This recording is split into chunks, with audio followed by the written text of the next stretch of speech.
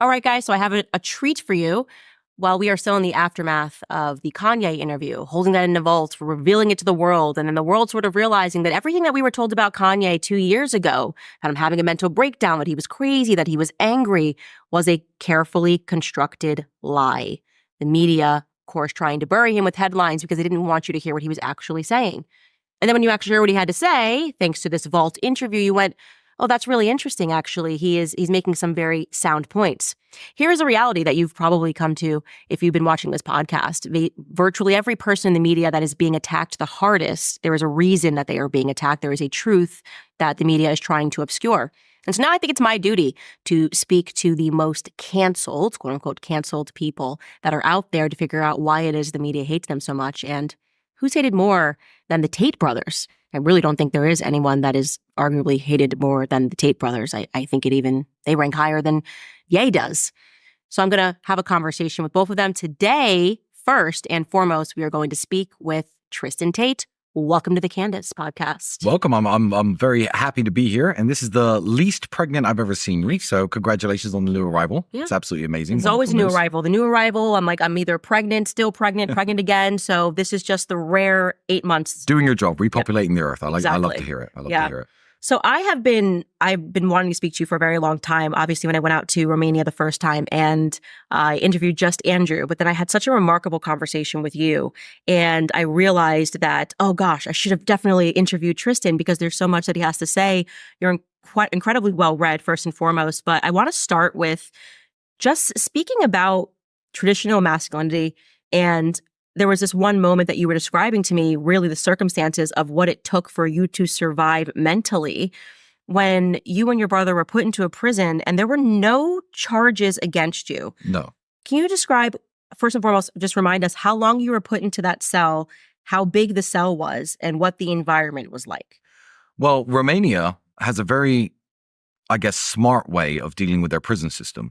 What they do is instead of investing money in the prison system, they eat all the money in fines for treating prisoners badly because it's cheaper than actually constructing new prisons. So every single prison here is built during the communist regime. None of them have been upgraded. None of them are nice at all.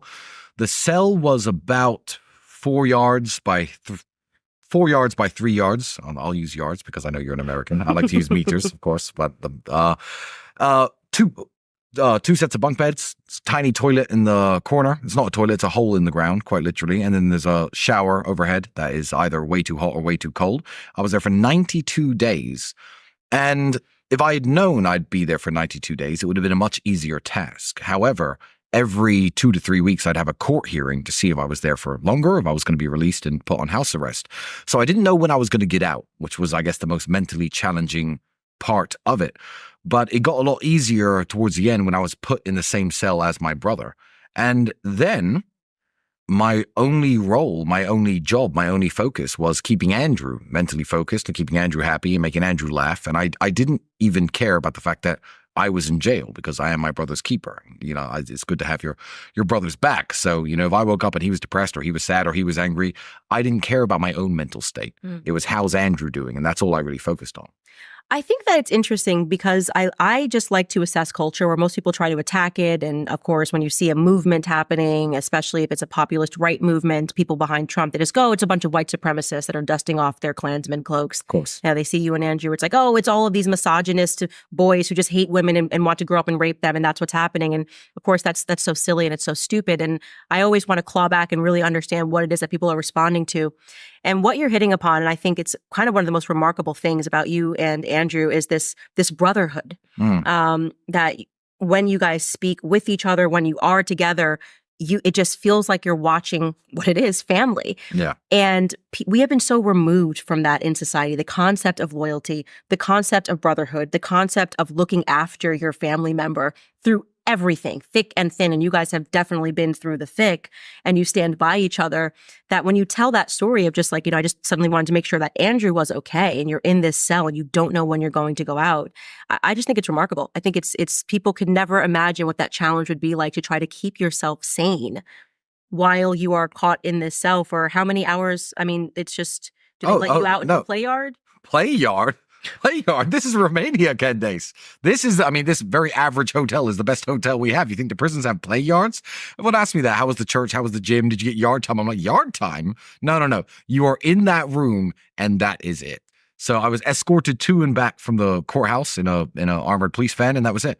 You don't leave the room. You don't ever get a chance to breathe fresh air. Gosh. First time in my life I've ever been sunburned because, I'm mixed race and I just tan. But the horrible food and the 92 days in jail when I first got out, it was springtime. That was the first time in my life I'd ever been sunburned because I hadn't had the sun shine on my face or my skin for all that time. No, you are just in that room. There's no window. There is a window. I still remember the view. I could probably paint a picture from memory of the exact view. I'm facing a very ugly communist era apartment block. And there's a tiny corner of a park. I drive past it sometimes to make myself feel better. I literally drive past my jail just to make myself smile. All right, guys, it's summertime. That tends to be the time that a lot of people let go of their routines. But one routine that you should never let go of is your prayer routine, especially now with everything that's going on in the world, which is a perfect opportunity to remind you about the Hallow app, which is the #1 Christian prayer app in the world. I know that I will be continuing my daily habit of praying by using their app. And it is a great source, such a great resource for the entire family to connect more with God. So if you're looking for a place to start, Hallow is it. You can check out their new scripture series on the Gospel of John with biblical scholar Jeff Cavins and Jonathan Rumi, who portrays Jesus in The Chosen, or some new upcoming content with Jim Caviezel, who is the actor from Sound of Freedom, and of course, The Passion of the Christ, which is a family favorite. Just incredible, real, true story of Christ. Using the app is such a great way to spend a few minutes every day meditating on scripture and speaking to God about what he wants for your life. Prepare your mind and heart for the chaos of this world by building your foundation of daily prayer today on Hallow. If you want to download 3 months for free, just go to hallow.com/Candace. Again, that's hallow.com/Candace for 3 months free. So the first day that you guys got out, I vividly remember the picture in the news and like the unkempt hair and like you guys are smiling and can you just tell me what that day was like? Just hearing the news. I guess, did you go to the courthouse first and then they let you go, or how did that about, and what did you think, and how was sleeping in your own bed? So this is the craziest thing. You have to understand that even the Romanian police officers and the Romanian prison guards knew that I was unjustly imprisoned. A lot of them, and I can't say their names because they get in trouble, but a lot of them, the high-level people in the prison would say to me, look, guys, I'm sorry you're here. This is just the way it is, And when I got the news that I was free, so you'd go to court and you'd wait for the phone call. Now Andrew was always hopeful of going home. Andrew, every single time that we were waiting for this phone call, which was 6 or 7 times over the period, Andrew'd be like, oh, maybe we'll go home. What we can do, we can go home. I was just like, nope. It's a matrix attack. They're going to keep us in jail forever. We're going to be here years. I just went to sleep. I ignored the news. So when the news came through, my lawyer told us we were going home. I literally banged on the prison door and I shouted in Romanian, I'm going home. The words are mergem acasă in Romanian. And everybody, the guards, the prisoners, everybody erupted in this massive cheer. Because everybody knew I shouldn't have been there in the first place. Everybody erupted in this massive applause, and it was it was a very, very good feeling. And sleeping in my own bed, it's one of those times. You're not a party animal like me. You've probably never been so drunk that you wake up and you don't know where you are. But I've been there, and it was one of those times where literally I woke up probably 5-10 times during the night, and I didn't know where I was. It took a while to kind of adjust. I still had my prison beard, and you feel the cockroaches, the insects, everything that used to wake you up, the mosquitoes, everything that used to wake you up in jail. You feel it in your dreams or in your subconscious, and you're like, I'd shoot awake every single time. But it was very strange. I didn't know where I was. It took me 3 or 4 days of sleeping in my own bed until I realized I was actually free to walk around my house and see my friends and talk to people. It was an experience like none other. You couldn't replicate it. No matter how much money you had, no matter who you hired, you couldn't possibly replicate that feeling. I have a theory, which came from my buddy Dave Smith, that, part of the reason that you and your brother are being so attacked is because you represent a real threat to what you guys term the Matrix. Yes. They managed to enslave the majority of human civilization via either banking. People have bank debts, that debts that are usually accrued because of education. They've enslaved their minds via the education system. And also they've enslaved them because if it ever came down to it, the majority of people wouldn't be able to fight for their freedom, quite literally fight for their freedom. And then you take a look at what you and your brother have built. And I had not even realized how successful Hustler University was. It's a full disruption to traditional education system that most kids can afford and don't need to go into six-figure debt for, because it's $49.99 for a course. And I actually hired someone not realizing they were a Hustler University graduate and they've been an incredible employee. Yes. And this is a person from the wrong side of the tracks who now has an opportunity and he's learning how to make money in this world. And he's not doing it because he has to first figure out how to pay all of these debts like I did with student loans. Yeah. And then you have these two brothers and they're embodying the family and they're speaking about traditional masculinity like, I'll beat you in a fight. Yeah. Like just that old school, like I will beat you up in a fight. And that's not really allowed today. You can't disrupt how they're enslaving people without them essentially owning you, and people thinking that it's something new, but it's really the same thing that's old. And you guys truly are free and sit outside of the bounds of their control. It's not just the ability to fight or the will to fight. I think what me and Andrew embody that a lot of people don't quite understand is, what would you fight for? A lot of people who maybe are trained, are smart, can shoot, can fight, they're not a threat because they don't have an ideology that they're willing to defend. And I think that when I say, I gave this example to your husband, who I love, by the way, quick shout out, pure bromance, I love that guy. I was talking to him earlier and I said, I'm worried right now. I'm worried, genuinely. Not about these new charges and these cases. This doesn't scare me, but I'm worried they're going to hit Andrew with a charge for inciting riots. And I'm worried about how I'm going to get myself put in jail with him. I might just have to incite some riots myself if they charge him with this. I'm worried about how I can get into jail to be there with him. So it's not just the ability to fight and the ability to be masculine and to be a masculine man. It's giving people something to fight for. Your family, your ideology, your church, your religion. That's what they try and strip from everybody. Because a willingness to fight is far more scary than an ability to fight. I say this to my friends. Some of my friends are not professional fighters like me and my brother are, but my friends would be willing. If I got jumped by 50 men, they'd be willing to fight, which is a lot scarier than a man who can fight but won't. So that's what we're trying to give people, a reason to defend your beliefs, a reason to stand up for yourself, a reason to say no to all the agendas pushed down our throat, a reason to see something on TV and call it out as bull in front of your family members, no matter how excommunicated you're going to get because they're all liberals. We're giving people a reason to stand up. And the fact that our lives have been so successful and the fact that people in Hustlers University and people in our private networks have been so successful is now opening a lot of eyes. Like, okay, well, if I stick by my brothers, if I stick by my beliefs, if I stick by my friends, if I stand on my word, if I don't betray my morals, this is what can happen. If I was a degenerate bum sleeping outside on the streets ranting, people wouldn't listen to me. So the success is also very scary for them because I'm showing young men like the person who now works for you. He has zero student debt. He's a hustler. It's the only way I can describe him. He just literally... And he's fantastic at his job. He's fantastic at his job. He learned editing skills at Hustler University for, what is it, $50? $50 a month. So he probably spent $250 on his education. Right. And he's learning from the best in the world. Right. And they're not going to allow that. And I do think that part of what you guys embody is what most people see as fantasy on their screens. They have this visceral response, men and women too, when you watch the movie 300. I love that movie. It's amazing. But the reality is that the majority of people wouldn't have kicked somebody down the hole and said, no, we're fighting, and looked around and said, no, we're going to war. Yes. We're outnumbered, right? Yeah. And we're probably going to lose. But we would rather lose and have every one of our men in our tribe killed and murdered than to subjugate to the whims of this kingdom.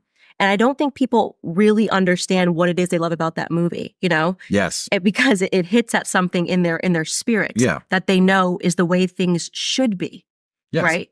And you're certainly, you've kicked a few people down a few holes very recently, saying no names, but we all know who I'm talking about. But yeah, it's a part of being on the right side of history, as I see it. I don't see a world where maybe I lose, maybe we lose. I mean, who knows? Where it spirals into this degeneracy, this Weimar Republic of post World War I Germany, and the whole world becomes a degenerate hole. I don't see a world where rational, sane people are going to look back on me and Andrew and our message and you, because, you know, the internet is now forever. And people are going to be able to watch this stuff and say, these people were wrong. These people were truly evil. I don't think that you'll be able to psyop people that much. And I have, you know, children, you have children, and I'm not going to let this world, I'm going to do the most I can. I'm going to do my absolute best to make sure that I leave this world a better place for them, you know, whether or not it puts me in jail or not. I mean, spoiler alert, I'm not a human trafficker. That doesn't make any sense. And what's actually funny is that everything that they accuse people of doing is what they are. And this gets into, which I need to do a full episode on this, but like they accused Michael Jackson of pedophilia because they are the pedophiles. They are pedophiles. Like the media is literally an ecosystem that was built to protect pedophiles. Yes. Right. And once you start realizing, like we said before we got live here, that Alex Jones was right. When he started speaking about the satanic worshiping elites that are all pedophiles, I remember first hearing Alex Jones being like, this man is like insane. On crack. I was in my early 20s and he's sitting there super energetic as always, ranting about these satanic pedophiles and how they're drinking the blood of children. I was like, really? Like, they're just politicians. I mean, they're not that bad. How could that be happening? Turns out he was completely right about everything. And I feel like what Alex Jones knows, because here's the real scary part, tip of the iceberg, right? This is what Alex Jones knows, and this is what he's waking everyone up to. And this is what we now understand, and we're trying to wake people up to. What don't we know yet? What are we going to discover in the next 10 years? What if the culture of the world changes, Trump gets in charge, a bunch of right-wing politicians take control of Europe as they should, and start digging into the files? What are we actually going to find out? That's the scary part. Yeah, we don't know anything. I don't know. I mean, the more that I learn about anything, I'm just like, the school system exists to make you stupid, but convince you that you're smart. Yes. As they're going around the world, deleting history. I think it's part of the reason why we keep plundering the Middle East is because they want no relics of history, because that allows these Marxists, because that's who they are, to rewrite it. And the reality is that America got overtaken by Marxism. It happened in waves, like the 1848ers that came and established, Pfizer family was in that. The people who established kindergarten were in that. And then again in 1880, after they assassinated the Tsar in Russia, under the guise of pogroms. This was the excuse. Oh, all of these people just have to be allowed into America unchecked. Okay, but a huge portion of those people were the people that overthrew him and were actually psychopathic and then went on to mass murder Christians. And then a few of those people then established the Diamond District in America. Julius Armand, like Armand Hammer's family. Armand Hammer, the actor, is named Arm and Hammer for a reason. Yes, exactly. Okay, it is known that his father was, or great, however many grandfathers, was considered Stalin and Lenin's favorite Jew, right? Which then kind of gets into the question of the media, who for a very long time tried to convince us that Stalin and Vladimir Lenin were anti-Semitic, and then I learned, wait, Stalin was married to... Yes, they were literally a part of the Jewish cabal that, you know, and credit when I to talk about crushing history, where if you even say that, which I'm saying it because I looked into it and I found a friend who understands Georgian, and they're like, everybody knows that Stalin was Jewish. And I'm like, but Americans don't know this. But 10 days, they were the good guys. They helped us defeat Nazi Germany. They were the good guys. They were as on they our were team. Mass murdering Christians. Oh, 100 million people. That doesn't matter. That doesn't matter. 100 million people got murdered. No. They're on our team. They're the good guys. That's what the history books say. It's terrifying. Wild. It's wild. Yeah. And saying it gets you put in jail. Right. Literally. Saying it. And you just spoke about Weimar Republic, and I would like to talk about that more extensively, because one of the things that I got attacked for, which shocked me, and then I realized that the elites are protecting pedophiles, was I spoke about Magnus Hirschfeld and how he was a full sexual pervert with pedophilic tendencies, who had weird sex objects all around the Sex Institute. And again, tip of the iceberg. What don't we know about this man? That's the scary part. What will we never find out? You know, what will we never find out? That's the scary part. But yeah, Weimar Republic is it's how the world is going. Certainly in my lifetime. You're my age, slightly younger than me, I think. In my own lifetime, I've seen it happen. I've seen things on television, on the internet, that wouldn't have been acceptable. I remember back in the early 2000s, they would censor music videos, and they'd only play certain music videos late at night if a girl was in a bikini. I literally remember that world. And to look around today at, especially the United States, I know you live there, sorry, or the United Kingdom, my home country, it's quite frankly disgusting. And nobody seems to think it. They did it so slowly and so gradually, and they've infected us with this virus, which has grown over time. It's infected the minds of every single person in the UK, where you don't even see it anymore. Literally, you're blind to the fact that they've destroyed your culture and destroyed a world that's safe to raise children in, which I think is one of the goals. And for anyone who doesn't know what the Weimar Republic is, I encourage you to look it up and look at what happened. And not on Google.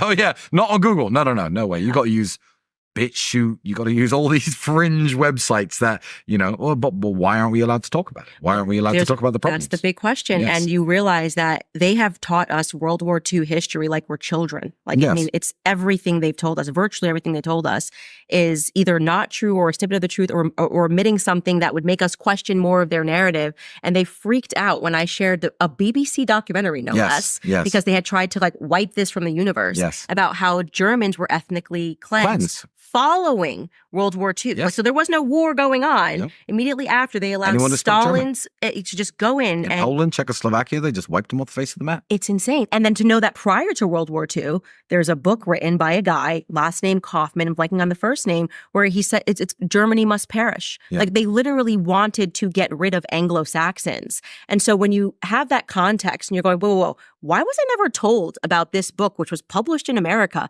about he wrote a book about how they would have to just annihilate them, how they had to make them infertile, that they couldn't produce. And then you hear at the end of that war what was done to German-speaking civilians, and that should send a chill down your spine that you don't know it. That is what scares me, that we were never taught it, which means that we were specifically told an angle, and that angle has been protected for a very long time for a reason that must be evil, because lies can only be served to protect evil. Yes. And you know what? I actually, and I'm going to get put in jail anyway, so I don't care. I'm going to speak my mind because you're here. So I actually realized this very, very early on. So I've always been a big history buff. And when I was 19, 20, 21, I was still traveling the world a little bit. And then I realized that every single country has their own version of World War II history. Every single country is different, even all the ones that we're supposed to agree with. Every country is different. France teaches that, the French resistance overthrew the Nazis and they never really surrendered because the French were still fighting and they won the war even though they surrendered. Poland obviously lost epically to both sides. However, the Polish are taught that it was the Polish men who stood up and blah, blah, blah. The Russian actually version of World War II is the most accurate that can be taught because they talk about all the major fighting and all the heavy lifting essentially to defeat the Germans was done by them and all the blood was spilled by them. They're kind of correct. But as a young man, when I was reading all these different versions of World War II history and what we were taught, you know what the Germans are taught? Do you know German World War II history if you're in school in Germany? German World War II history is as follows. Some evil people took over our country. Handful of people, wasn't us. Very small handful of people took over our country. And the German resistance movement, along with the Allies, got rid of the evil people. So every country has a different history. And as a young man, I was like, well, this can't all be true. So that's when I started digging into it and understanding World War II history in a way that if I spoke it vocally in public and I had an audience, I'd get put in jail. But by all means, whatever country you're from, please look into this because it's different in every country for a reason, because it suits their particular narrative. So what's the actual truth? Right. The truth is none of the countries who won teach an accurate version of World War II history. None of the countries who won teach the actual reasons why the war happened. None of the countries who won teach the aftermath and, what happened because the war was won by the people who won.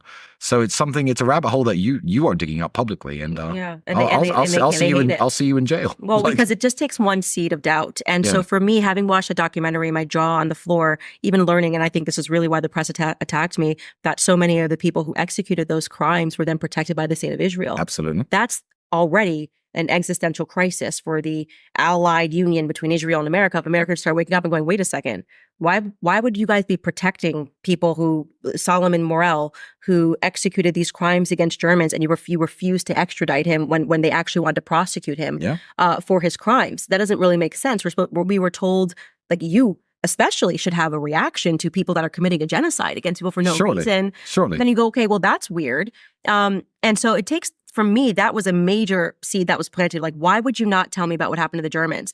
And then when my German friends were privately thanking me and saying that my videos were going viral in Germany, and that not only were their ancestors slaughtered, murdered, or ethnically cleansed and pushed out, but they then passed speech laws. So they can never talk about it. I know, ever. You think about how scary that is. Your child being lined up and shot. Yeah, they just put an 83-year-old woman in jail for questioning World War II history in Germany. I believe she's 83 or 93. She's been in jail for a long time. She said she'll never repeat the lies. She's in and out of jail, just like me. And she'll never apologize. And I said this on Twitter, on X. I said, nobody, no judge, no lawyer, no court, nobody should be allowed to prosecute this woman unless they're older than her. Because you're taking people who have, it's like your child literally arguing with you about what you saw and how you lived in 1994, right, way before they were born. And I was like, well, isn't that wild that this woman was around in 1939, 1944? She was around, she saw things with her own eyes, and people who were born in the 1960s and 70s are sitting behind a desk with a book of what they're supposed to think about these events, saying this woman is wrong. I'm like, isn't that wild? Nobody who's younger than her should be allowed to even sit in that room and tell her that she has to go to jail for having her opinions, because she was literally an eyewitness to things. And incredibly scary. And you want to talk about, obviously, the people protected by the state of Israel. Look who was protected by the United States. Who was the first CEO essentially of NASA? Werner von Braun, the man who invented the V2 rocket, the man who invented this weapon of death that was obviously hit London a couple of times. He was the best rocket scientist in the world, but because he was a rocket scientist, okay, cool. You come to the United States. Oh, you're fine. Oh, you were just doing your rocket science, but we don't care that you were SS because we know you just needed the funding. Yeah, and that should make people ask some questions. Like you're told that you went to go crush them, but then we took them all. Everyone useful, was suddenly an American citizen. He's buried in the same graveyard as all the American war heroes and presidents, etc. And he's buried in a graveyard, I believe, in Washington D.C. alongside ex-presidents, war heroes, people who fought in the American Civil War. He's given a hero's burial, a hero's funeral, but he was an SS officer, quite literally. And all the photos of him in his SS uniform have been scrubbed from the internet. You can't find them on the internet. And it's like, well, why don't you just admit it? We don't care. He's been dead a long time. Why don't you just admit because it's what you did? Yeah, the seat of doubt. Israel, the United States. Why don't you just admit what you did? It's not what you did. The people who did this are long dead. Why don't we just admit what actually happened and talk about real history and talk about what conversations were had and who was flown where and who was protected by who? Everyone's gone now. Everyone's gone. We're their great-grandchildren. They're still mining that fake history to allow them to do things today. And so part of the reason why, and it breaks my heart because, I'm friends with so many Jewish people that I grew up with, and they have fallen victim to the same trap of BLM in Black America, where they teach you traumas about your history in the classroom. And then you have this fear, slavery is going to come back unless I go out and defend George Floyd dying. I'm like, wait, that doesn't really make sense. And it's the same for Jewish Americans. I'm like, why are you defending the state of Israel when they're killing children? You literally don't have to do that. You're not required to defend George Floyd because you're Black. You're not required to defend the stuff that Theodore Herzl and Bibi Netanyahu were up to simply because you're Jewish. But you see that this sort of psychological it's a trigger. It's a trigger that they plant on purpose. Exactly. If people start questioning, the Holocaust is going to come back. Yeah. No, I have no interest in the Holocaust coming back. However, I think the state of Israel are war criminals. And I've said this a million times and it gets me in a lot of trouble. But I was genuinely with a Jewish friend of mine last night. And we were talking very briefly on the subject because I don't really care to discuss the state of Israel. Everyone knows what I think about them. And I said, well, I think the governments of most countries are war criminals. I think the current administration of the United States are war criminals. I don't personally dislike Americans. You're American. I don't personally dislike people who are from Israel. I'm just telling you, your government are a bunch of criminals, and that's the way it is. And I could say the same about probably 75% of the governments on the planet. That's not a personal hatred for anyone. You're allowed to call out the crimes of governments. Right. And you're not required to defend your government's crimes. Exactly. Taking a quick break. I know we're having a great conversation, but there's a way that you can drink coffee, have great conversations, support this show. And that's if you start drinking 7 Weeks coffee. I'm really excited to tell you guys about that because it aligns perfectly with our mission to rescue lives. Why is it called 7 Weeks coffee? Well, because at 7 weeks of development, a baby is the size of a coffee bean. And it's the first time that a heartbeat is clearly detected on an ultrasound. That's why they donate 10% of every sale to support ultrasound services at pregnancy care centers across the country. Now, I want to be clear, the coffee is fantastic. They are super specific about what they are putting into your bodies. The coffee is mold-free, pesticide-free, shade-grown, low acidic, and it's organically farmed. Plus, it comes from the top 1% to 2% of beans in the world. Here's what you need to know. 7 Weeks Coffee is launching an exciting new initiative. It's called Drink More Coffee, Save More Lives, exclusively for my listeners. When you subscribe, you'll save 15% and you'll get a free Drink Coffee, Save Lives tote bag on your first order. Everybody needs a new tote, right? That's not all exclusively for my audience. If you use code Candace at checkout, you'll save an additional 10%, giving you a total of 25% savings on your first order. So go to 7weekscoffee.com and use code Candace to save 25% off. Again, that's 7weekscoffee.com, code Candace at checkout for 25% off. And so it's totally insane to see people that feel rushed, and it's because of this psychological trauma and psychology. And this is kind of another thing that triggered the pedophile defenders who are the mainstream media today. Yes. When I started digging up Sigmund Freud and realized he was a pedophile, his dad was a pedophile, his grandson was a pedophile. It's a family of pedophiles. And this gets into that broader point about what Alex Jones was saying, is that, they did studies to see that how to create a psychopath. Yeah. I now believe they are creating leaders. There's a reason why everyone in the West is a homosexual man. Yeah. Like a closeted homosexual, not even closeted. I mean, Zelensky is as gay as you can possibly be. And they're all from the WEF. They're all from WEF. They're all groomed and grown in exactly the same environments. Stories. Yeah. The Brigitte Macron thing, obviously that's a dude. Skull and bone fraternity. And it's a dude that, at the very least, the press won't even touch the fact that it's at least statutory rape, right? It's at least statutory rape and grooming. And which is not normal, because most 40-year-old women are not attracted to 13-year-old kids, right? And they've tried to lie about the timeline to obscure that. And then on top of that, you learn that Macron was raised by his grandma, who also happened to work at a trans clinic, one of the first trans clinics ever to perform surgeries. Yeah. It's like, dude, do you understand that what's happening is they are essentially, and this is Sigmund Freud was a Kabbalist, and they believe in bisexuality, they worship Baphomet. They are trying to use psychology to introduce, and I read this in a book by a Jewish historian, David Bacon, to make their religion the religion of the world, right? Which is a pedophile-centric religion that believes in demons, it believes in child sacrifice, and it is the reason that we have the circumstances that we are in today. And most people won't be able to find this history, and they think Sigmund Freud was like a hero. You know my favorite video in the entire world? It's not a clip from your podcast, I apologize. My favorite video clip in the whole world is a clip just after I got arrested. Because there is a man who works for the BBC, sitting behind a news desk, telling the world that me and my brother are dangerous sexual criminals. That man's name is Hugh Edwards, who turned out to be a pedophile, and now he's been arrested and confessed and been pled guilty to all this child pornography and having category A sexual images of children. I'm not going to tell you what that means, but please look it up. So it's my favorite clip in the world. There's a literal pedophile, a literal child pornographer sitting behind a news desk telling the world that me and my brother are dangerous sexual criminals. And that will forever be my favorite video. And if that doesn't confirm everything you just said, I don't know what else does. Like you said, they accuse Michael Jackson of being a pedophile because they are pedophiles. The people in these establishments are the most depraved people that exist. And they are all under this cosh of blackmail. They all do these things. Everyone knows they do these things. And they're happy to feed one or two of them to the lions every now and again.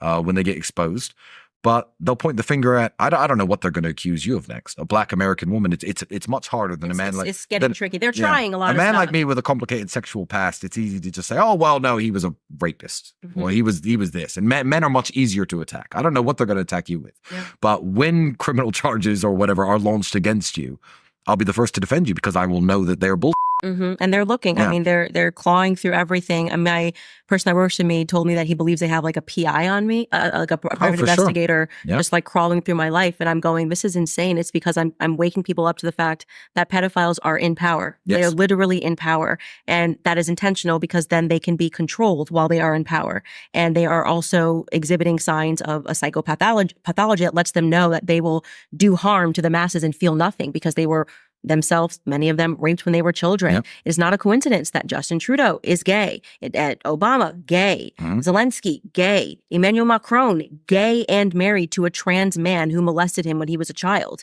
And that despite the overwhelming evidence, for me, the litmus test now is like Brigitte Macron. I'm like, if you want to figure out who is a fraud in media, there's no way to read that 6-part series and go through it and come out of it being like, no, totally legit. Like these are just rumors. It's like one picture of yourself in your first 30 years of living, please. Yeah. And they show me her brother. Where's your brother? Where is he? I'll show you my brother. Yeah. Yeah. Where's your brother? Yeah. It's actually honestly that simple. And that's the crazy thing. It'd be so easy to dismiss this. It would be so easy to make it go away and then just sue you for everything you have. It would be the easiest thing in the world if it weren't true. Right. And it is true. And that is very terrifying. And part of it, I think, that is part of the psychology is I think it's very scary for people to come to terms with the fact that everything's an illusion, that they have been always invested in yellow journalism, that Sigmund Freud was the father of treating people, like learning how to gaslight people. Like, all these women were saying that they were being raped. And he said, I'm going to create psychoanalysis and tell these women that, no, they're just attracted to their dads. No, they were being raped when they were 7 years old, because that's what you do when you worship the Kabbalah, right? And then he was like, oh my gosh, this can work. Then that became propaganda.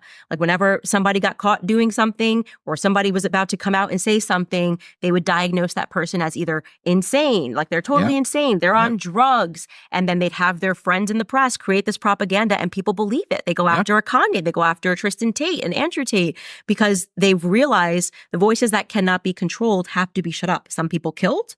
Do you think they've overplayed their hand? I do. I think, I have to give credit to my brother. He was on a podcast with Patrick Bet-David before we went to jail when Andrew was first canceled. And Andrew said, I am so popular. I could stream and post anywhere. I could do live videos of me just talking on Pornhub.com and my fans will watch me. They can't cancel me. And they've really messed up by canceling me because I've put a crack. The crack in the dam is now going to break. And when Andrew said that, I mean, of course, I believed in him and I knew he was very famous. I knew he had a big fan base. But I think the cancellation and especially the false charges and the false accusations, I think they really have overplayed their hand because now they can't stop this cascade of truth, of people speaking their minds. Even if people are wrong, they can no longer stop it. The tactics that they had 5 or 6 years ago would have hurt me and would have hurt you if they had played the hands in. However, now with Elon owning X and Chris over at Rumble and all these various platforms, the youth are smart enough to find the people they want to listen to wherever they stream and wherever they are. So yeah, I think they really have overplayed their hand. And I think a little bit of it is Don's timing. But it's the only and it's the only trick they know though. So what are they going to do next? Start shooting us? Yeah. I genuinely don't know. That's it. I think that is their methods based on this book that I was reading that was banned in America in the 60s called Hollywood Babylon. Is like they would just kill artists, either say they were drug addicts, commit them, or kill them. And once anybody was in their Hollywood cult and woke up to what was going on and to see that this is the same strategy that they've been employing, like since the 1920s in America, they're employing the exact same strategies, like trying to convince people they're either insane or they mysteriously died of a drug overdose. And don't ask any further questions because here's some stuff we're going to tell you about, that will just distract you because there's so many headlines. And I think that people are very much awake to it. I think the success of my show, Independent, shows that they're not buying the smear attacks. You guys continue to be extremely successful, despite the fact I think you're a threat. And giving this information to people and telling them what books they should read so they can actually learn the real history. And like, why is Sigmund Freud taught to me as a hero in school when he was a pedophile? Right? A homosexual pedophile, just like all of the elites. What was the Weimar Republic that you're speaking about? Why are we being lied to about World War II? What else happened at World War II? Why were there, prostitution rings and children who were being sexualized in this republic? And I think that when people start looking and they realize, hey, this kind of looks a lot like what's happening right now in the West, they will realize that we're fighting true evil. But I think it's biblical. And I want to talk to you about your faith. Go ahead. No, I'm ready for this. My theory, you've been bullying my brother, I hope. I'm going to. Good. But my theory is that part of the reason that there are so many wars is because they're destroying history. Right? They're destroying old relics. You don't know where you come from. The fact that I can't go back more than a couple of generations because I'm a Black American. It's the largest human trafficking operation in the world.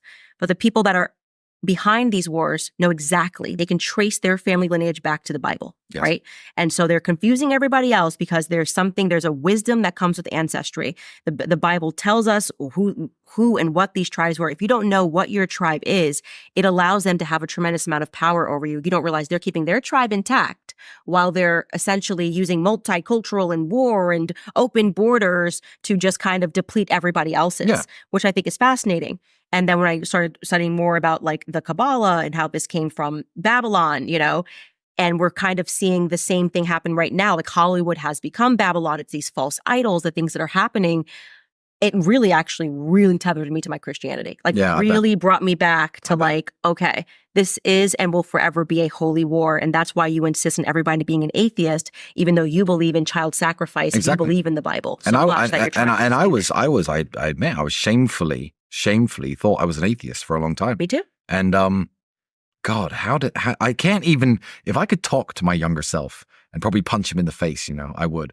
But yeah, everything that's happening in the world, even, you know, I am labeled agent of Russian disinformation by the Romanian government. Oh, perfect. Wonderful.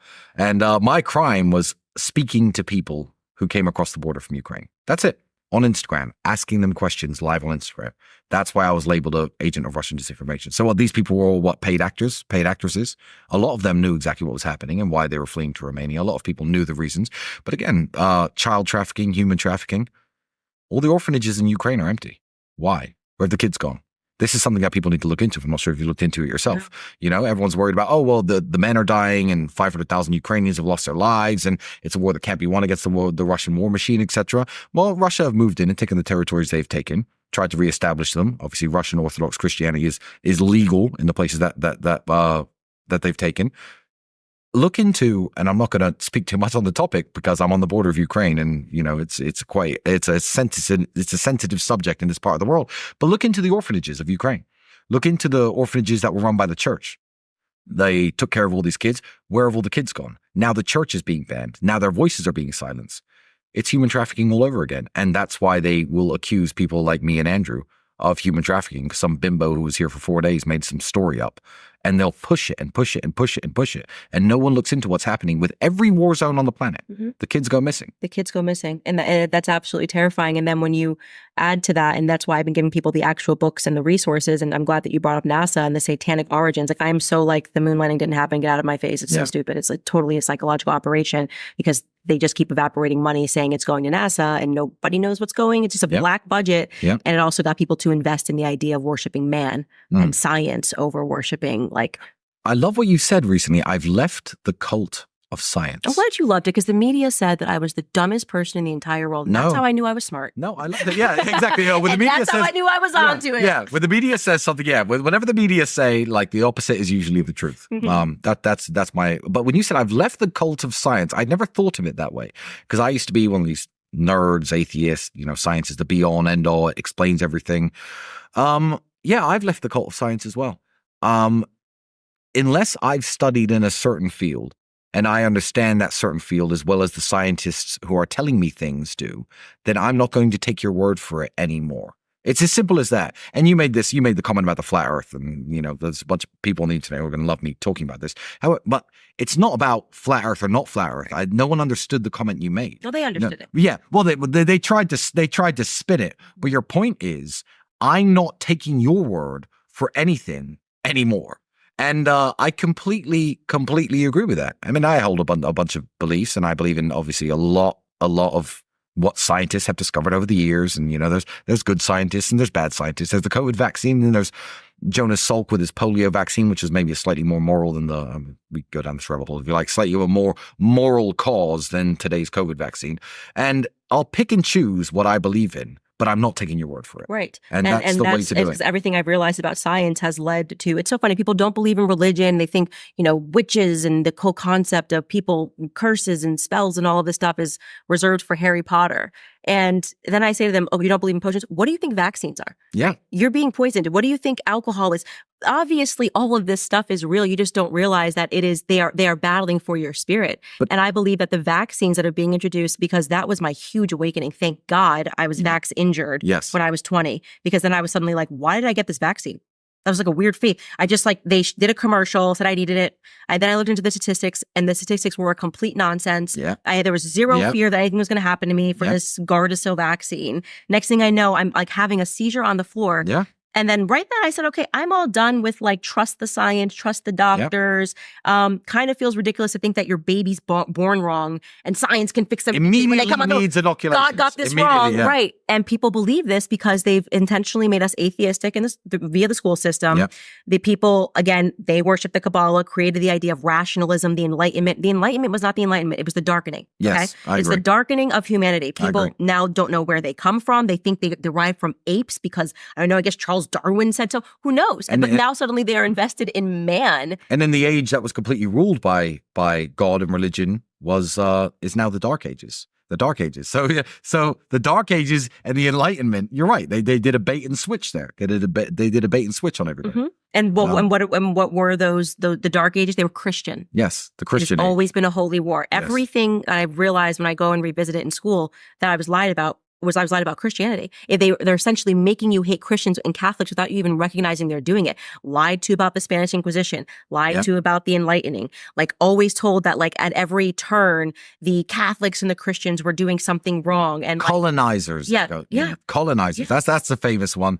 You know, they always joke. They say, you know, you could be, you know, black pride, Mexican pride, but you can't have white pride. You can't be proud to be white. Mm-hmm. And everyone's like, oh, well, white people did this, and white people did that. And I'm like, well, sorry, Mexicans. I love you, all my Mexican fans, but you were literally, before the Christians got there, committing human sacrifice to make sure that the sun would rise. So shut the up about evil things that you think white people did for a second, because I could take any culture anywhere in the world and give it the same PR spin that the media use against the white people and the Europeans and make your cultures look like savage, backwards nonsense, which a lot of it genuinely was. No offense to my Mexican fans. 100% true. Okay, I hate to interrupt again, but I have to tell you guys about American financing. I know the stress, the economic stress that so many people are going through right now, feeling like you are constantly having to put your expenses on a credit card, which obviously only increases the stress because you're trying to find a way out of the never-ending cycle of debt. Well, here's something you can do. You can call my friends at American Financing. They're helping people just like you turn things around by using the equity in their homes to pay off high-interest debt.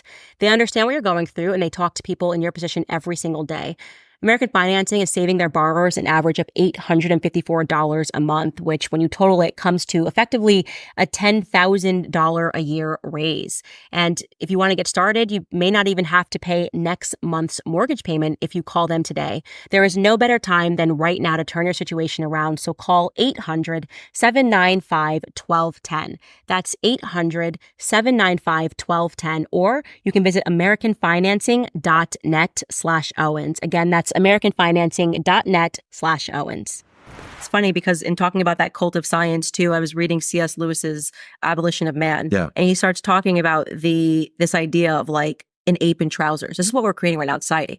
They're convinced they're intelligent. They're the dumbest people you could ever speak to because they're getting degrees and they're being inoculated with propaganda, and they trust the science so much that if the science told them not to eat food, they'd all die of starvation. Yes. Right? Because like, oh, well, look, a scientist, he went to school. He knows that I shouldn't be eating food at all anymore. And they would all die. There's no gut or God instinct, as I like to call it. There's no God instinct anymore because they have just been purposefully polluting people. But I think about that now when I see these people speaking about their data and where they got their degrees from. I'm like, you are an ape. Oh, the studies. Andrew mentions this. Show. Oh, the studies show. The studies. My father used to say, you could buy an education, but you can't buy intellect. My brother and we left school when we were 15 years old. That's it. We're self-made multimillionaires. So, and I have lots of people who work for me who have university degrees. However, I'm sick of people waving these pieces of paper around thinking they're somehow better than me. I don't care about your piece of paper that says you're $100,000 in debt. And I don't care how much you trust the studies. I don't care how much you trust the data. Did you collect it yourself? Did you collect it with me? No? Then I don't give a shit. It's very, very simple because the studies show the vaccine is safe and effective and everyone's fine. My mother quite literally had a heart attack in a year and a half ago. 7-8 months ago. And I blame the COVID vaccine. She's a healthy woman. She exercises.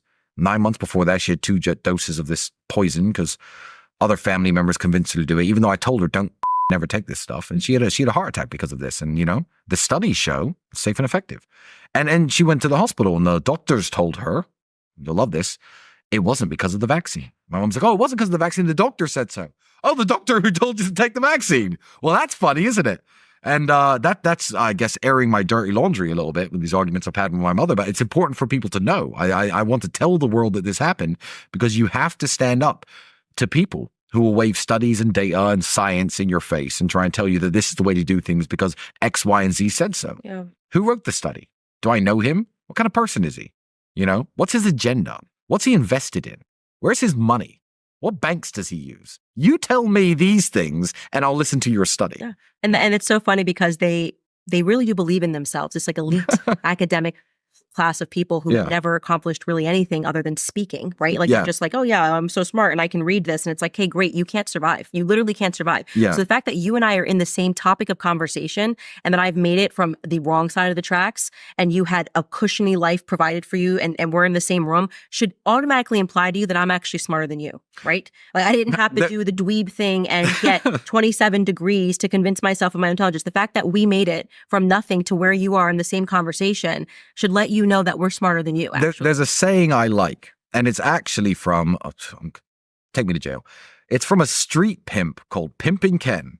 And he once said, if you knew better, you'd do better.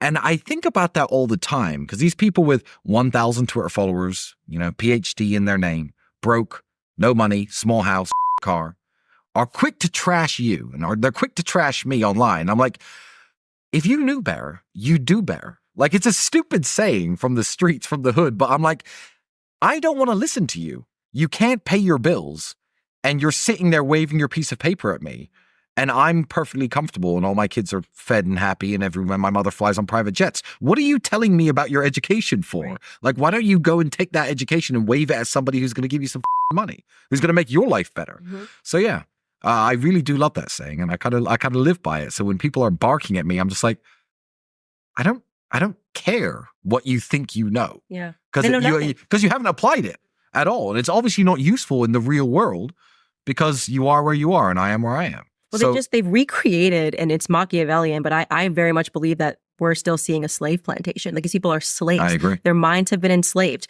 Imagine being able to train a bunch of slaves to enslave themselves and to pay you $100,000 for the pleasure of enslaving them. Yeah. That's where we're at now. And then that's where we're at now. Then they'll point at you and tell you you're a slave who never left the plantation because you are sensible and you say things that are smart. They're literally all programmed to take its crabs in a bucket. You're the crab who's crawling out of the bucket and all these idiots are trying to pull you back in. So yeah, it is a slave plantation. This is what Andrew always talks about, escaping the matrix. The matrix, I mean, you could call it the deep state, you can call it the matrix, you can call it anything you like. There's all different, there's many different terminologies for this, but when you were a slave, you got a house to live in and you got food to eat and you had to do your work. Now you do your work, they give you money and you use that to buy food in the house you live in. Mm-hmm. Not much has actually changed, and you need these days monumental wealth or influence or success to even rise above the plane and look down on what's actually happening. When you're trapped inside of it, you can't see it, which is why it's very easy to point at people like you and to point at people like me and just call us sex traffickers, criminals, Uncle Toms, all the crap that they throw at you because, actually doing the work and applying themselves to get to the point where they can see things from your perspective is way too difficult. They'd love it if they could. Mm-hmm. And so much of it it's about having the confidence to keep going. And they do try to break people because they're all about psychology. It's like, how do we break somebody psychologically into just getting into line? And I was speaking about with your brother, just that CIA study where they wanted to see if they could convince somebody literally not to believe their own eyes. If enough people said that, something that wasn't there, right, would you suddenly pretend that you saw it too, right? And they determined, yes, that is how peer pressure works. That 100%. if everybody just tells you something and even your own eyes are saying, man, that's really not a woman. That's a dude in a dress. Yes. But the peer pressure, the fear of being pushed out, not being welcomed into polite society, it's like, homie, polite society is being run by a bunch of homosexual pedophiles. I don't want to be part of that society. Yeah, exactly. I'm good. I'd rather be in jail. Friends, yeah. Yeah, cut me off, put me in jail. Yeah. It's fine. I'm safe in jail, And that's my position, I think, as a parent. Like, if you don't have a bottom line, and that's what we're seeing right now, if you can be essentially curated or essentially forced into supporting pedophilia. That's where we're at right now. It's like, I'm like, okay, I supported this, blah, blah, blah. Okay, I got the vaccine, blah, blah, blah. I'm like, what about pedophilia? Like, are you going to have a backbone and stand up when you recognize that pedophilia is going on? And the answer for so many people is no. I'm going to wait for somebody else to do it. Well, look at the U.S. southern border. Again, like with Ukraine, where are the kids? All separated from their parents. I mean, there was God, it hurts to even say it. There was a girl who was found 11, 12 years old. She had like 9 different DNA samples inside of her when she came across the southern border. It's like, it's not about refugees and migrants trying to make a better life. They're literally sex trafficking kids. The guy who made the movie, The Sound of Freedom, is a very good friend of mine. I actually met him in this hotel very recently. And they're trying to hit him with charges now. They're trying to hit him with charges. And the people who the movie is about, the people who were trying to rescue kids in Southern America, they're now getting hit with charges. Isn't it wild that these people are fighting the good fight? And I think I'm fighting the good fight. What if I meet people occasionally online? No one in the real world has anything bad to say to me. They're like, yeah, but I know your views and you're a misogynist and you're this, you're that. I say, tell me something I've said that's offended you. They can't. Tell me, Tristan Tate, tell me something I've said that's offended you. And they can't do it. But I'm just trying to open people's eyes and live a good, righteous life, good Christian life. Yeah, it's very difficult. But I do think that, like we've said, that something has shifted now. And I think people are starting to pay attention and they're realizing is we're inching ever closer. Like we're very close to losing the Western world. There's no question about that. Oh, yeah. And it's important that everybody does the research. And like I said, that book, Chaos, really woke me up to what was happening, because even the theory that I thought was the craziest that Alex Jones had, that they're creating school shooters, then became obviously plausible once I read this about the programs which they created. They're literally creating serial killers. They've done it in the past. Like this is just a fact. That's why I said to everyone, it's required to read it. You must read it to understand that they have pulled off hoaxes, that they are intentionally trying to train people to be serial killers, that they experimented with LSD to try to figure out if they could implant false memories into somebody's mind. Yep. They've done all of these things. And then you realize Alex Jones is telling you the truth. You realize that Kanye is an effing hero for surviving Hollywood. I'd love to talk to him one day. Absolutely. I'll make it happen. But for surviving Hollywood, they tried to MK Ultra him. They literally in this book describe how they successfully, the CIA doctors were able to successfully give people mental disorders, right? So that makes you look at Britney Spears different, makes you look at Kanye West different. So essentially, if a celebrity wakes up and sort of realizes when they say they're going in for exhaustion, it means that they are about to inject them and they can give them disorders. You know when I knew psychology was bullshit? I don't remember where I read this. There was a study done where they take 2 or 3 random people and put them into a room, a waiting room, say a doctor's waiting room, with 15 trained actors. And every 2.5 minutes, a beep would go off. Beep. And every actor would stand up for a second and sit down. And that'd be it. Every 2.5 minutes, beep. The actors would stand up and sit down. And the people who were placed in the room would look around and not really know what's going on. And eventually, after 3, 4, 5 beeps, they'd start doing it. They'd copy everyone else. They'd beep, they'd stand up, and they'd sit down. And a very few people in this study, very few people will just sit down the whole time and think, what the f are these people doing? And I knew psychology was bullshit when I read this study and saw that the people who didn't stand up and sit down were labeled psychopaths. These people are psychopaths because the environment didn't affect them or whatever. I'm like, psychopaths? I'm not standing up for a beep ever. You can call me a psychopath all you like. Mm-hmm. And I think it's very scary, psychologists, the way they can label you something dangerous and suddenly say, you need to take this drug, you need to take this medication. Then for COVID, they said people that are not prone to trusting the vaccine are psychopaths. Psychopaths. There we go. I'm a psychopath. I don't want to tell you guys, I'm a total psychopath. I'll own it. But also, I love this. I love that everyone's different. You're different from me. George is different from Andrew. I love that everyone's different. And there is a sliding scale, certainly, of personality types, emotionality. Some people cry at movies. I don't cry at movies. But when you take us and put us on that scale of emotionality, let's say the person who cries at movies and me who doesn't, right? Where along this scale do you say, okay, psychopath, okay, manic depressive, drugs, Can't we just accept that everyone's different? No. And no, we can't. We can't. No. And some people are emotionally cold and some people wear their heart on their sleeve, as we say in the United Kingdom. Can't we just accept that without making this sliding scale and saying, well, once you pass this certain point, that this guy with this PhD says you need to be medicated for being a psychopath. And once you pass this certain point, you have to be medicated for being a manic depressive. And I'm not saying that psychological disorders aren't real, and I'm not saying they don't exist. What I'm saying is I will never sit in a room with any of these motherfuckers and give them the opportunity to put me on that scale and tell me that I need to take X drug or Y drug because of Y. My life's fine. If you knew better, you'd do better, Mr. Psychologist. You're broke. I'm not interested in listening to you and having you put me on your scale and tell me I need to take this drug because I'm a psychopath or I'm a manic depressive or whatever you want to label me. Can't we just accept that people are different? It's fine. I think you that probably cry at movies more than I do. I don't know if you do or actually, not. that's the only time I cry. It's so Yeah? weird. Well, there we go. Literally only. You know, movies. Candace, I think you might be a manic depressive. Yeah, I'm like, I don't know. I hold it all. Have in, you and tried I see a movie, Prozac? I'm like, this is the reality. Is that they're trying to essentially get everybody on drugs for this reason because they're creating the disorders. They're not solving them. I know. And so they're constantly diagnosing your kid's hyper. Oh yeah, well, how weird if he wasn't hyper. He's 4 years old. He should be wanting to jump off of walls. Well, he won't pay attention in math class. What little boy wants to sit down and open a book and as opposed to going outside and screaming and running around with a sword? Exactly. And so they present everything as disorder so that they can give you the drugs that will eventually give you the disorder that you think that you're avoiding. Like they're drugging children now for being excited, drugging women for being sad, drugging people for experiencing human emotion, by the way. Yes. Do you have an emotion? You need a pill. Yeah. You said you were anxious? Yeah, I'm anxious. I have tests tomorrow. Well, there's a pill for that. That will help. It's like, no, I don't need a pill. Like I gotta learn how to deal with this human emotion. I need them to stop trying to put me in jail. That's what I need. I don't need anxiety medication. I need them to stop trying to lock me up. Right, exactly. It's the external factor matters. I don't need to there's something wrong with me. Actually, there was something wrong with me if I didn't feel that way. About them constantly trying to lock me up. You know, I refuse. People know this about me. I refuse to take any pills for anything. Yeah, I'm the same way. I can't sleep. No sleeping pills. Yeah. I've had a bunch of surgeries and reconstructive surgeries on my arm. My shoulder hurts. No pain pills. I like to know how much it hurts, so I know how injured it is. You know. No, I don't take pills for anything ever. Supplements are different. Vitamin C. Yeah, I take melatonin if I can't sleep. But however, I don't take pills because I just don't like it. I don't like the idea of needing to convince my mind that reality isn't real. If my hand hurts, that's reality, right? A painkiller is fake. I think my hand doesn't hurt, but it should, and it does. Yeah, and nowadays everyone's looking for the quick fix.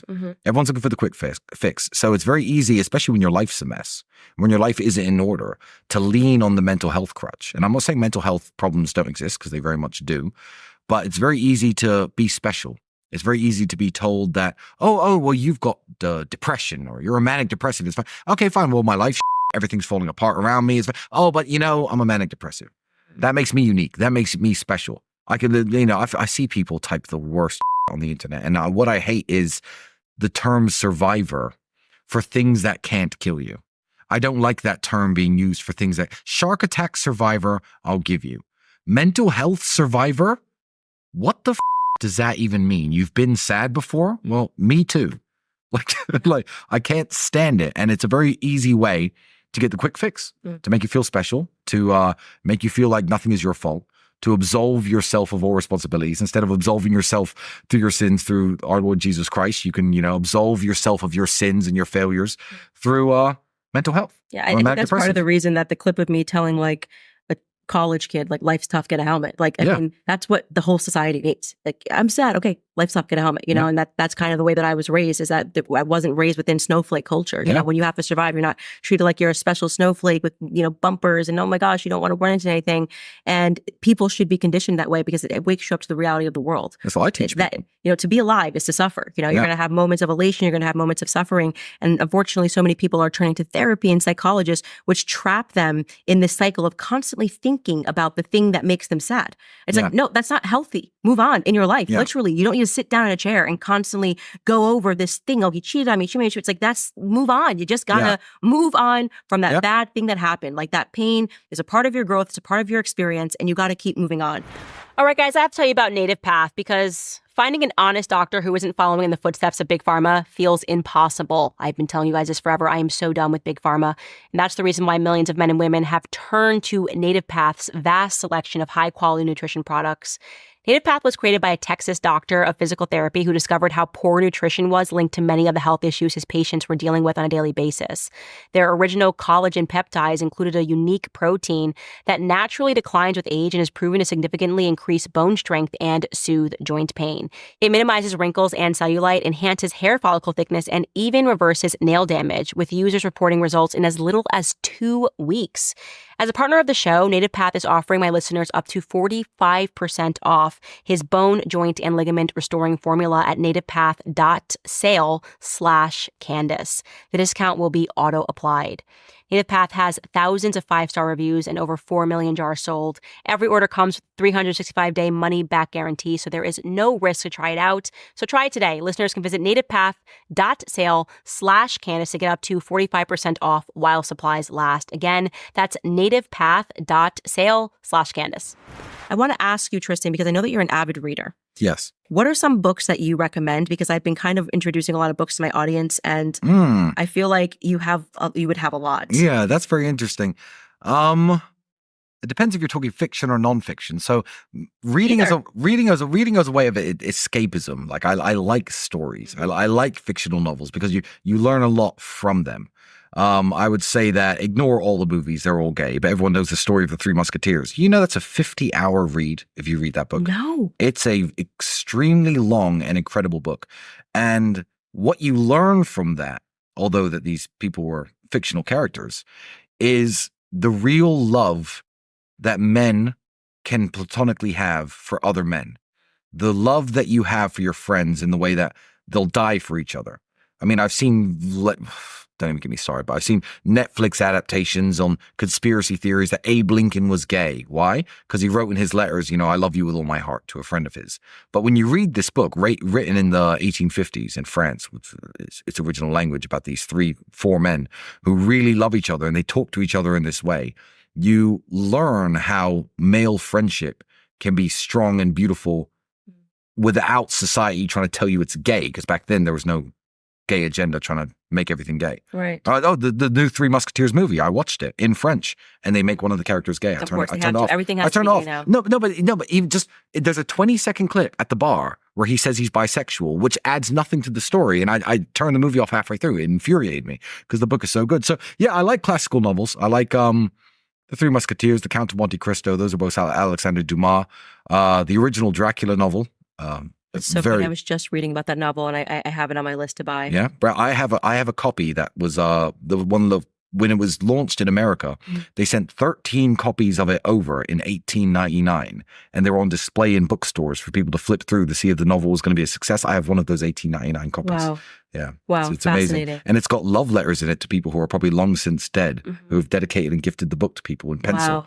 Wow. Yeah, very cool. So I'm a book collector as well. I like first editions. And history is really important. Yeah. Yeah, because they changed so many books and editions, and like to be able to actually hold the original. Get the original novels. Yeah. Yeah. The history of magic. I'm gonna kick myself because I've forgotten the author, but The History of Magic was recommended by a good friend of mine. Very small Twitter account, a man who calls himself the Gentleman Mystic, but he's a very interesting guy. He recommended that book. I finished that a few weeks ago. Can't remember the author. Not a guy who's written anything else I've read. But yeah, fictional novels are great.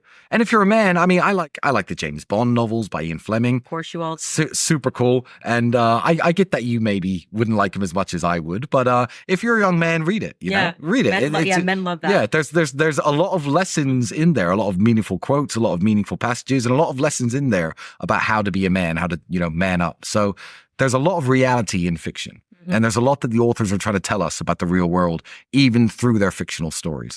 So those would be my recommendations. Anything by Ian Fleming, anything by Alexander Dumas, you can't go wrong. Okay, so I want to ask you as a final question about the state of masculinity. And it's a question that I have because you hear this debate on what is true masculinity. And some people think it's just, a man getting a job and, I guess that would be a man having a job, getting married, or maybe it's just a man climbing the Wall Street ladder and working for Goldman Sachs and earning tons of money. And it's interesting because to see you guys get attacked for something that I think is really important, which is traditional masculinity, like can you fight, can you defend your family, is something that I think it should supersede, honestly, everything. Because at the end of the day, it's going to come down to survival. And whether or not you can, wear a suit and do some trading on Wall Street is not going to save your family when war comes, because war is always inevitable. It's never ending. And so I want you just taking a look at the political sphere of men that have garnered followings. Yes. What's your opinion of them? What is and their opinions, and why do you think men follow them? Who are those people? I think a lot of them are platformed on purpose. I think that, and I don't care. Put me in jail. I think that Mr. Beast is platformed on purpose for his friend to be transgender, on purpose for kids to ask questions about things they shouldn't even know about, on purpose to their parents who on purpose are brainwashed by the universities to tell them that Chris is a transgender and it's great, on purpose. I think this is all on purpose. Yeah, he's the biggest YouTuber of all time by way too much. Yeah, your game shows are interesting enough, but who really gives a So, yeah, it's all on purpose. So this is why people flock to them, because they're platformed. I'm not going to say that any of these people have the X factor, have anything special. Andrew, people flocked to him because of what he said, because we're awakening traditional masculine essence, I guess, in young men. And what I would say masculinity is, to get back to your question, is very simple. I think it's the mastery of your own emotions and the necessity and the desire to do what's needed to be done, even if it goes against your instincts. So that's all that masculinity is. Again, this I'm cutting back to what I said 45 minutes ago. The willingness to fight is more important than the ability to fight. You would rather have an untrained man who can't fight be happy to go downstairs and face the burglars with his wife upstairs than a jiu-jitsu expert who shit his pants. You know, it's the ability to override reason and say, I need to do this because I need to do this. There was a time when I was in prison and my lawyers had spoken to Andrew on the phone. I famously didn't make a single phone call throughout my entire... a single phone call? Not a single phone call. Nope. Wow, you really are built different. I am built different. And there was a conversation with my lawyers about, well, this isn't really about Tristan. He's in jail for being your brother. It's not really about him that much. They know this is bullshit. So what we're going to do is we're going to push for a release of Tristan, and we think we'll be able to get that done, and then we'll push for your release later. And when I heard that, I was furious. So natural human emotion and reasoning for myself, self-preservation, is I want to get out of jail, naturally. And I did want to get out of jail. But I said to the officer in charge, I'm not going to say his name, but it's a guy who I spoke to while I was in jail. He was the officer. I said, look, I like you, and you're my favorite police officer that's here. So if they try to take me out of here without Andrew, you're the one I'm going to punch. I'm going to punch you and get assaulting a police officer and get thrown back in here. I'm not going to hit you that hard, but I'm warning you in advance because I like you. You're the one I'm going to strike. So good luck taking me out of jail. I'm happy to override my natural instincts for survival, self-preservation, to do the things that I think need to be done for the people I care about and for the people I love. And I think that's what masculinity is.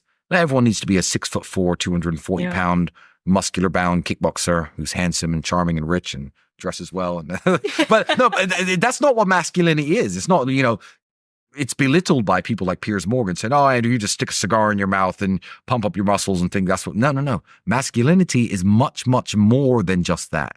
That speaks to the fact that I can do the things I need to do to be a masculine man. However, I would much rather be willing than capable. If I could switch willingness, if I had to choose willingness or capability, I choose willingness every single time. It's amazing. I think I genuinely think that the relationship between your brother is beautiful, and it's something that needs to be spoken about. And I'm just grateful that people are trusting me to introduce them to people that, the media have essentially tried to take out. Yeah. I've always been clear about the fact that obviously, especially now as a Christian, and I know that I've spoken to you guys, but I don't support pornography. That was the thing. It's like, well, you're speaking to, they had history and they had webcams. Yeah. I'm like, yeah, I'm aware of their history. Of course. And what people first and foremost don't understand is it's very easy for people who had very easy lives to say what they would or could not get involved in at any times. And I'm like, that's very easy. But also the people that you think are evil, like this person, I will tell you, when everything was going down with me, you and Andrew, from the second it was happening, we're like, we have your back 100%. We always will. And the people that you would have thought would have said nothing because you've been nothing but great to them. And the example, obviously, that I've spoken about multiple times is Andrew Clavin, great colleague, great friend to him, threw me under the bus in 2 seconds. Absolutely. And so if that is the embodiment of masculinity to you, because he has a podcast and speaks and says about topics you care about, then I would trade it. I will go with my instincts of the people that I believe have the capacity to do tremendous good, even if their backgrounds are not squeaky clean, over the people who have squeaky clean backgrounds and I believe have a potential to do real evil in this world. Yeah. Thank you very much. I appreciate it. So grateful to have you. And you guys, you obviously know where to follow the podcast, but you should really go listen and follow more. And if you have questions, I can't wait to read your comments, but we're going to keep having conversations on the show with every person that we're not allowed to speak to so that you can make up your mind, because you don't need the media to make up your mind for you. I'll see you guys next time.